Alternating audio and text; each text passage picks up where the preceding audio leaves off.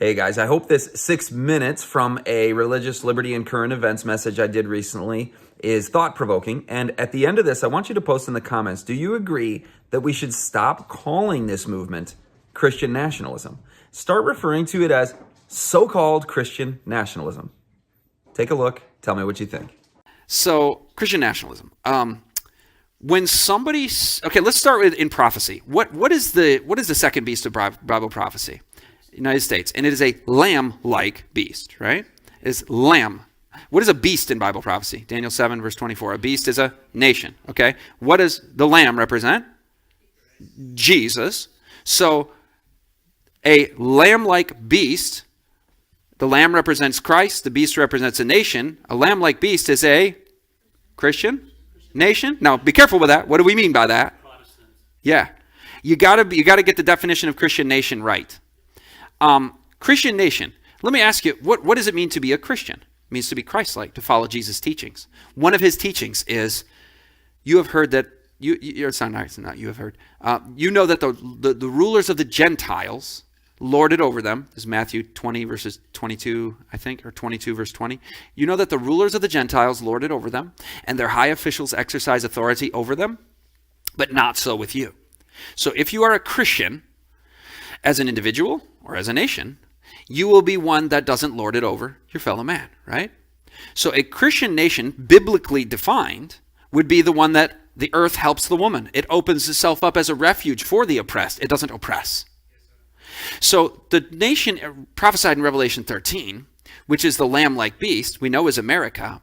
It's lamb-like. It's a Christian nation that is tolerant of religious viewpoints, not oppressive. It is Christian in the sense that, at least constitutionally, I'm not saying that's what's going on in practice, but constitutionally we were founded as a nation that respects liberty of conscience, right? Could that not appropriately and biblically be defined as a Christian nation? How about this? The Vatican. Is that a Christian nation? It is a nation that uses coercion. Okay. It is not a Christian nation. It is Antichrist. So when I hear Christian nationalism thrown around these days as a slanderous term, I want to vindicate the name of Christ. I'm like, wait a minute, you just used the word Christian. I want to protect that word.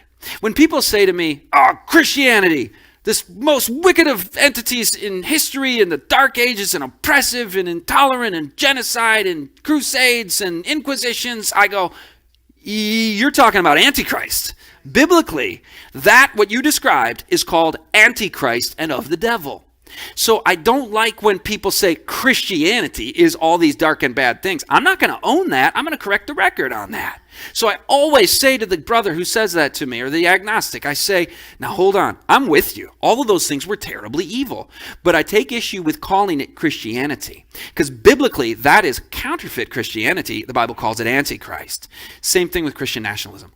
If there is a thought trend out there, that is, we must impose through the dominion God gave to us worship on the land, and people must have Sabbath laws and these kind of things. That's an idea that's out there. It's been out there for many decades. And it wasn't called Christian nationalism. When I wrote my book, it was called Christian Reconstructionism, and it was called dominion theology. Today, they're calling it Christian nationalism, but I don't like that term because it's taking the name of my Lord Jesus Christ in Christian, and we're going to oppose it. Now, how is that rhetorically to our evangelical brothers and sisters, right? Come, join us, and stand against something we call Christian. Stand against Christian nationalism with us. But wait, aren't we Christian? It's confusing, isn't it? So we should call it maybe counterfeit Christian nationalism.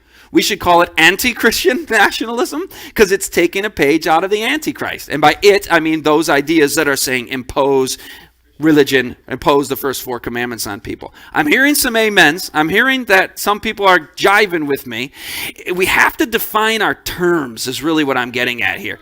You got to define it. So I want to take that name back and harness it for Bible prophecy and the glory of God. That a truly Christian nation is one that doesn't use coercion to mandate people's conscience. That's a really actually Christian nation, a lamb-like nation where the earth helped out the woman in Revelation 12. But what's masquerading these days as Christian nationalism, and many of our religious liberty people are like, Christian nationalism is bad. Christian nationalism is bad. They're correct that it's bad, but we should not let it be called Christian anything. But what it is basically we divide the commandments and recognize the division between the first 4 and the last 6, the first table and the second table. This is what I was saying earlier from Roger Williams. We say, more power to you. Protect all life under the 6th commandment. Deal with marriage contracts in a beautiful and human way, not in the perverse ways of today. Marriage contract, adultery, etc. No stealing, no looting, right? Order in society is established through those last 6 commandments. But the first 4, the government has no business respecting establishment of religion or prohibiting the free exercise thereof. These guys, under whatever name they call themselves, I called it dominion theology for years. These guys say, no, it's all 10. And yes, we can't technically compel the conscience, but we can create the circumstances in society where they will be more likely to make good choices, and those circumstances are through Sabbath laws. I was literally just listening to a book today on the drive here called The Case for Christian Nationalism by Wolf. And he says Sabbath laws are just laws because they create the circumstances where people can choose to keep the Sabbath, meaning Sunday. So anyway, that's the Christian nationalism spiel. What do you think? Should we stop saying Christian nationalism and start saying so-called Christian nationalism? Yes or no? Post in the comments.